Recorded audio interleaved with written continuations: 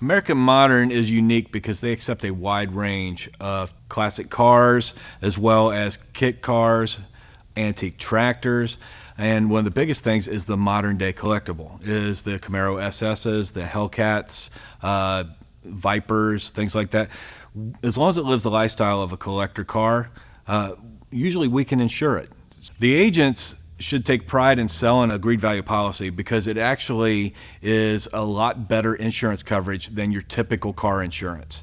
With that, you're going to have a customer that really appreciates that knowing that they're going to get exactly what their car is worth.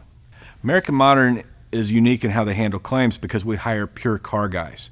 And I'm not talking about enthusiasts that just read magazines and like cars. Guys directly out of the repair industry. So old mechanics, body techs, you name it, that's who we hire, and we teach them to be adjusters.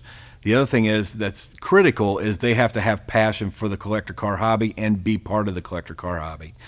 That way, when a customer calls, it literally takes seconds for them to realize that they're talking to a car guy just like themselves, and you're going to be taken care of.